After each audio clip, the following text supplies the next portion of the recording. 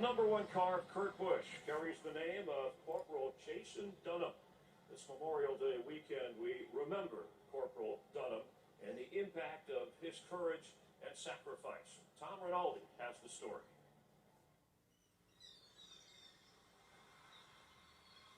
Inscribed in steel, etched in stone. But his name is written deepest in history. You know that there's going to be a name. This story is not just about Dunham. It's about everybody involved.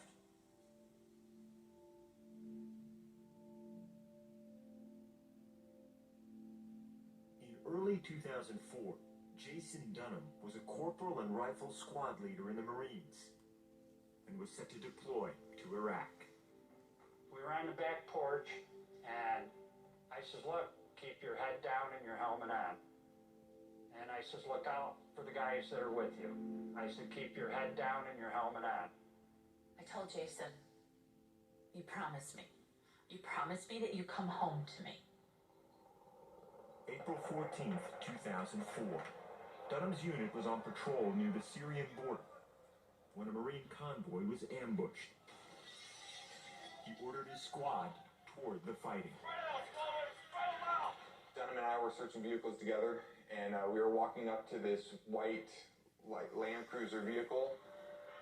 I looked in and I saw a whole bunch of RPGs and AKs.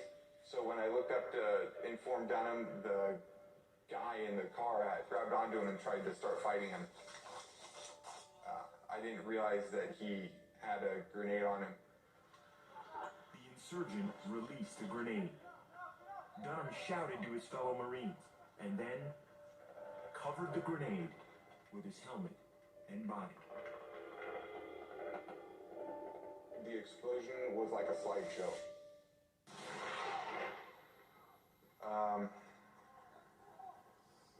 And I remember as I was falling back, I saw Dunham's body raise up with no helmet on.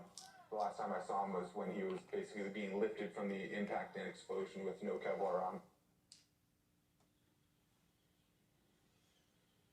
8 days later, at a naval hospital in Maryland, Corporal Jason Dunham died.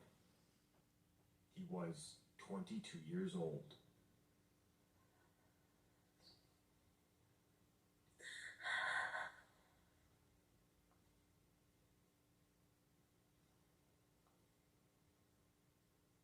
What do you say to the parents of the son who gave his life for you?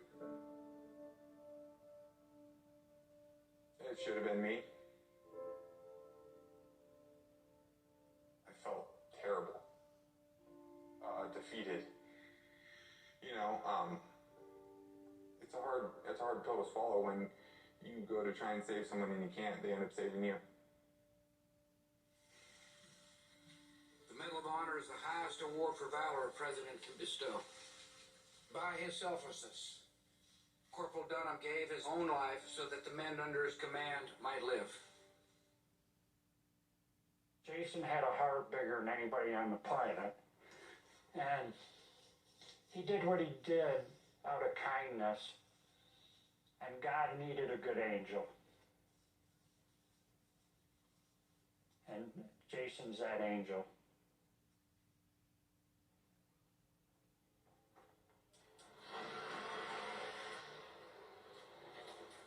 Each Memorial Day weekend, NASCAR drivers honor the lives of the fallen.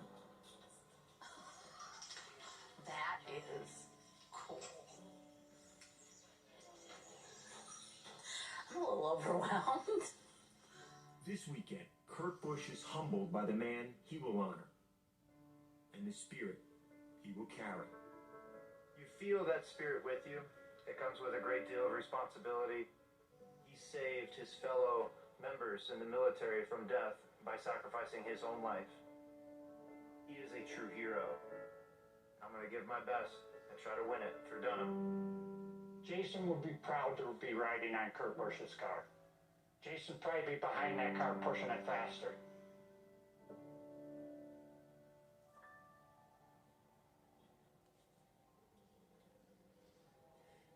the word hero a lot. Well, this Charlotte Motor Speedway is full of them, and in and around the world, we appreciate all those for what they have done. And a thank you to Corporal Jason Dunham's parents, Corporal Kelly Miller, for sharing their story with us. Three Branches Productions, they're working on a documentary about Corporal Dunham's selfless act. It's entitled The Gift.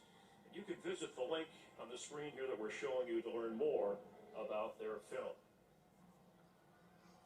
Michael Waltrip joining me from the grid as we look at the military. You know, it used to be Decoration Day back in 1971. They changed, officially made it a federal holiday to make it Memorial Day, celebrated on the Monday, but the Memorial Day weekend. And that's the time they've been running in the 60s here at this racetrack, Michael. But then Nascar connected it to Memorial Day for this sole purpose of remembering those that sacrificed their lives for our country, servicemen and servicewomen over the years. And cars will have decals of certain. We will run a crawl during the race, during the shows, with the names of those that we've lost since last year at this time. Yeah, it's just touching, Chris, to walk up and down pit road. You get to see the families of the fallen heroes. One of them, in fact, Jeremy Schott, Lieutenant Corporal, his mom gave me this band to remember him. It's a touching time. It's special for the families. It's also a very difficult time as they think about what happened to their loved ones that were doing so much to take care of us, so that we could come to the races and hang out at the track. You can't take that for granted. You know, the military is always involved and a part of NASCAR and the pre-race ceremonies, but this scene every year, and especially now that we have fans back and full capacity are open for fans, the ticket sales, in fact, the crowd coming in here appreciating the pre-race ceremonies, and we're about to see more of that as we get ready to start NASCAR's crown jewel, one of the three,